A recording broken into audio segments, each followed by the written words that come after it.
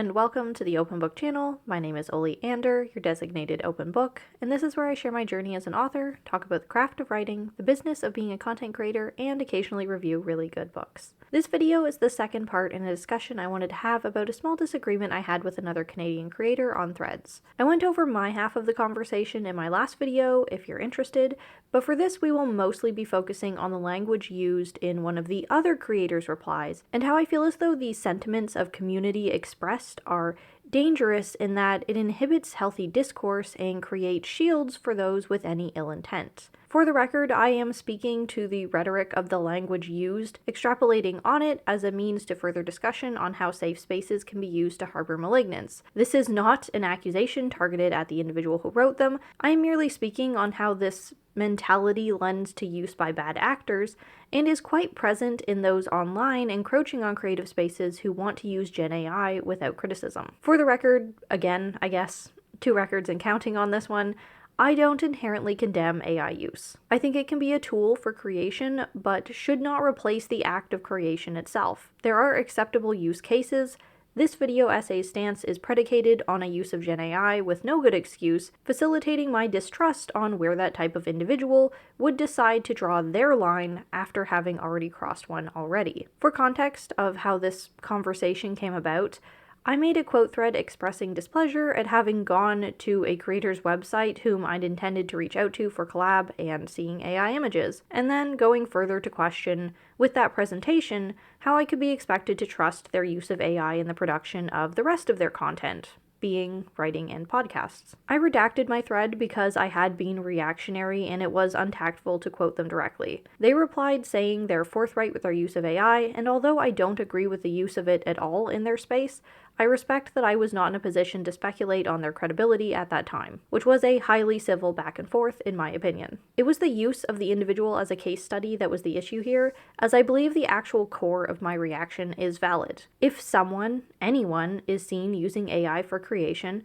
it is reasonable to distrust them, as it is within a stranger's discretion what's disclosed or what constitutes the need for disclosure in their use of it. In my situation, the author's website, where they hosted podcasts about Canadian content, had AI images, which is a medium different from writing, which they also do, but the current state of Gen AI's development is morally compromising on the whole. There is no good excuse for using AI as stock images when there are plenty of free ones out there, and just is, in my opinion, contradictory for a podcast highlighting small creators to use. As a fellow small Canadian creator, I expressed my deterrence that allowing AI in one aspect of a brand gives me reasonable doubt over its use elsewhere. AI brings to question the credibility of any creator, and my only regret in this is actually specifying one. I can't claim to know how much they use AI that isn't visible, but I can be distrustful, and I can be disappointed. Likewise, the other creator expressed disappointment in me,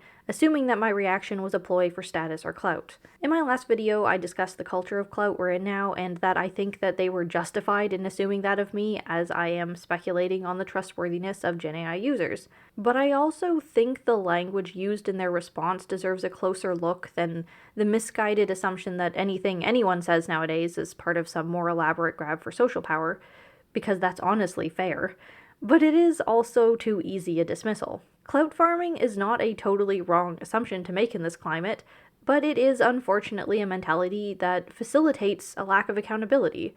If we assume that everyone is just acting out for clout, then we relieve ourselves of the need to self-reflect on whether they have a point. I was genuinely trying to express a dislike for their practice of needlessly using AI while in a proposed space boosting other small creators, because it affected me, a small creator, now sowed with seeds of doubt that anyone I reach out to can really be trusted if I don't go out of my way to research them. For exact words, they said in their reply to my OP, "If you're not interested, that's fine. I have no issue with that. But dragging down another author for status or clout is disappointing. We're all here to create and contribute. Healthy discussion is great, but tearing others down helps no one. Let's not mistake negativity for critique or community for competition." And I would like to stress again before going forward that the following discussion is not about this individual, just the mentality presented by this situation, that I've seen often enough online that people think it's tearing down a peer to call out something they find problematic about them. The thing I really want to talk about here is the language of community. that to comment on my distrust founded on AI use is dragging another author down. Statements like not mistaking community for competition have their place. Absolutely. We should not be out for each other's blood constantly. But I do find it a bit off-putting, a dismissal of what my concern is really about. Being disappointed in me for pointing out someone's use of Gen AI is a deflection of whether they are morally correct in using it in the first place. It's not quite the same thing as me calling their writing derivative or anything. I didn't accuse their writing of being AI because it was poorly written. I questioned its potential use in their writing because of their acceptance to use AI art, too. This creator may not have been a bad actor. I really don't think they are. He seems like a cool enough dude. But this language shields those who are. They present similar stances. I've seen such language being thrown around a lot online by those who want to use Gen AI in perpetuity and who don't like the resistance they face from the real creators they are hurting. It's the same types of dialogue that they use to hide behind. We're all here to create and contribute. That's a huge statement which I disagree with, especially in its relation to Gen AI use. Those using Gen AI to replace artists are not contributing.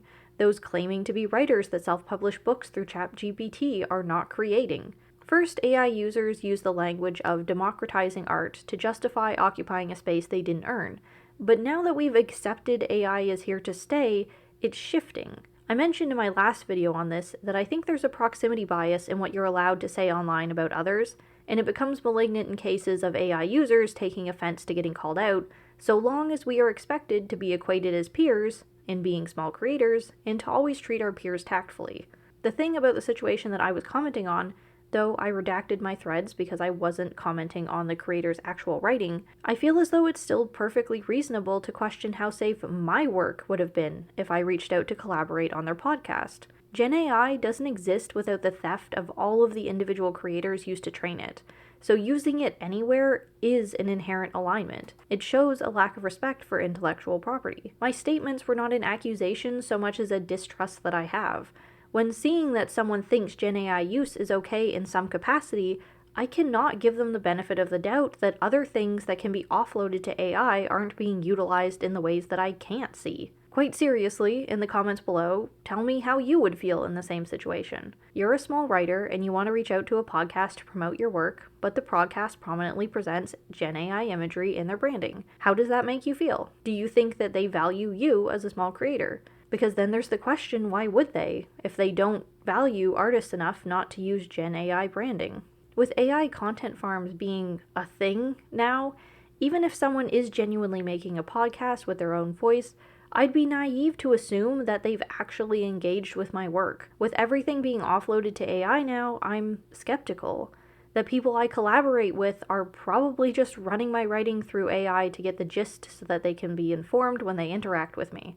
Did they pick their questions and responses, or are they just AI prompts? It's a depressing prospect. Once Gen AI is seen as okay in some capacity for someone, it's a slippery slope where that ends, and having no way of knowing that as an outsider to their workspace, it is so much more beneficial to the small creator to be distrustful than to be naive. With my post, I wanted like-minded creators to know I disapproved and that it was hurting our potential relationship as peers, but I was met with a response that treated me as having bad manners to speculate. And yeah, it is a he said, she said. Anyone can say they're forthright with their use of AI, and it's innocent until proven guilty. But it's not like this is racial profiling. It's not like I don't trust people because they look like they can't be trusted. I don't trust them because they already use Gen AI. If we're not allowed to comment on practices we disagree with that are taking place in our space, under the shield that we shouldn't be infighting, then where can we hold that conversation? Why do I owe a stranger whose practice I find problematic the courtesy of not truthfully sharing my opinion on them? Looking back on it now, I think I got played a bit. I fell for the language used. I didn't want to be a disappointment to my peers, be a bad member of my community, but I wasn't asking myself whose opinion it was that really mattered. If I don't equate myself with Gen AI users, then I don't owe them anything. I owe the people like me trying to fight the dominance and over-acceptance of AI production, to stand on our side. I'm trying to look at this from a new light. My comments were a bit rude, but they are only unconstructive if the person receiving them doesn't accept the need for criticism. If you're willing to extract the essence of my responses, it's saying, hey, if you didn't use Gen AI, I'd work with you, but I won't now, and I don't trust you. That is actionable to them. I didn't comment on their work, I commented on their practice, which allows them to be better informed and the opportunity to change accordingly, if they wanted to. It's not like someone calling out spelling errors in an already printed book. That's way more bad manners because that can't change, but this can. It is the other creator's choice not to act on my deterrence, but it is within their knowledge and ability to change if they cared now. And I think there is a difference between having bad manners and calling out things that are problematic. Sure, I might be doing my own personal good if I boycott a brand with bad practice, but it helps more other people to go public with that opinion so that others can make their own informed decisions. Being specific to an individual thing is important. Although I perhaps should have reached out to the creator through email to express my opinion in hopes of changing their mind, if I didn't want to burn that bridge, doing so publicly is a service that informs others like me, that if Gen AI use is an issue for them, not to go through the trouble I did in almost reaching out to them for collab. Was I supposed to reach out to them privately to say, hey, Gen AI is bad, and only then, upon their dismissal, privately be allowed to go public with my opinion not to work with them? This problem was kind of recently seen in the romance space where normal readers were getting backlash from dark romance book talkers for yucking their yum, when the actuality is, there is no other way to address the problem without being specific. What good is saying it's harmful to market abuse as romance without being able to point at the books that are the perpetrators doing so? And likewise, what good is saying Gen AI has no right to be in creative spaces without acknowledging who is facilitating that? The power of saying this is not okay requires specificity, the this which is not okay. If it's seen as being a bad peer to your community to promote a lack of interaction with another member that you find problematic, that means everything will eventually cease to function if bad influences are left to run wild. So maybe I am a bit of an a-hole for spending so much time making something big out of something small, but I'm really trying to process being okay with myself being perceived as a mean guy to someone else.